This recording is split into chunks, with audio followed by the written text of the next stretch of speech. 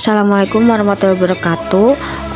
Perkenalkan, nama saya Anissa Rafa dengan NIM 2021 101 103 11029 di mata kuliah Hukum Acara Perdata 4B.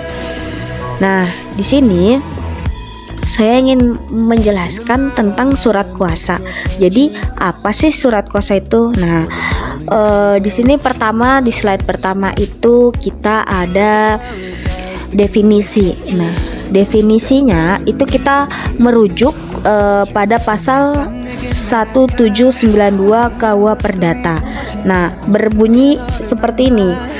Pemberian kuasa adalah suatu persetujuan dengan mana seorang memberikan kekuasaan kepada seorang lain yang menerimanya untuk dan atas namanya menyelenggarakan suatu urusan.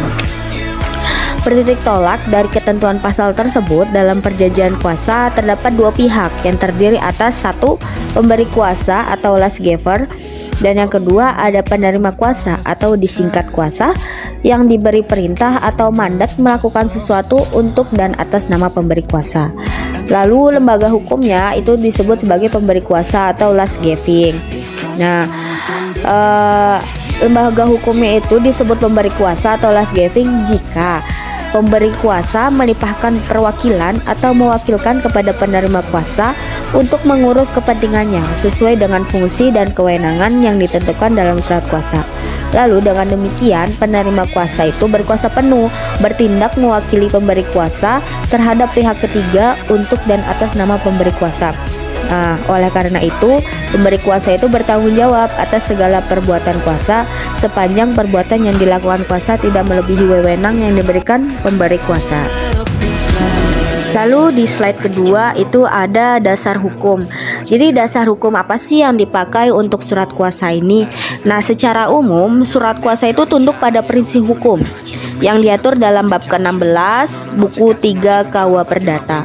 Nah, sedang aturan khususnya itu diatur dan tunduk pada ketentuan hukum acara yang digariskan HIR dan RBG. Nah, oleh karena itu perlu disinggung secara ringkas beberapa prinsip hukum pemberian kuasa yang dianggap berkaitan dengan kuasa khusus seperti itu. Lalu di slide selanjutnya itu ada jenis-jenis surat kuasa. Nah, jenis surat kuasa ini ada berapa sih gitu? Nah, jadi jenis surat kuasa itu ada 4. Nah, yang pertama itu ada kuasa umum, lalu ada kuasa khusus, selanjutnya ada kuasa istimewa, dan terakhir tuh ada kuasa perantara. Nah, kuasa khusus itu apa gitu kan? Kuasa khusus itu dia tuh diatur dalam pasal 1795 KUH Perdata. Nah, menurut pasal ini, kuasa umum itu bertujuan memberikan kuasa kepada seseorang untuk mengurus kepentingan pemberi kuasa. Nah, apa sih kepentingannya? Yaitu melakukan tindakan pengurusan harta kekayaan pemberi kuasa. Lalu pengurusan itu meliputi segala sesuatu yang berhubungan dengan kepentingan pemberi kuasa atas harta kekayaannya.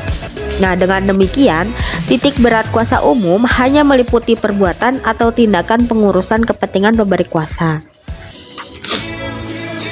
Lalu selanjutnya ada kuasa khusus. Nah, kuasa khusus ini diatur dalam pasal 1795 KUH Perdata. Nah, di situ dijelaskan bahwasannya pemberian kuasa itu dapat dilakukan secara khusus, yaitu hanya mengenai satu kepentingan tertentu atau lebih. Seperti itu.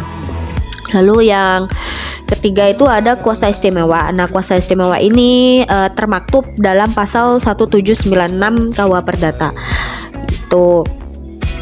Terus habis itu ada kuasa perantara. Nah, kuasa perantara itu disebut juga agen.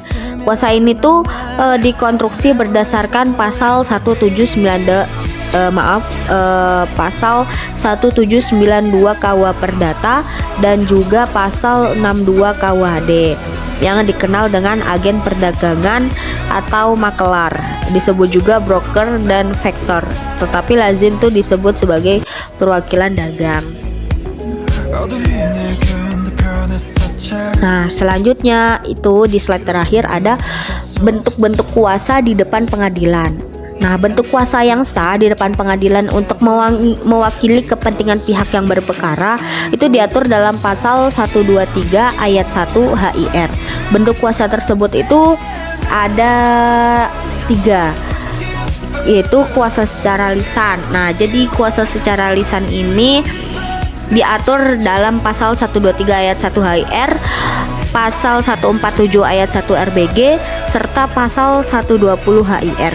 Nah, bentuk kuasa lisan itu terdiri dari 2, yaitu dinyatakan secara lisan oleh penggugat di hadapan ketua pengadilan negeri, dan yang kedua itu ada kuasa yang ditunjuk secara lisan di persidangan.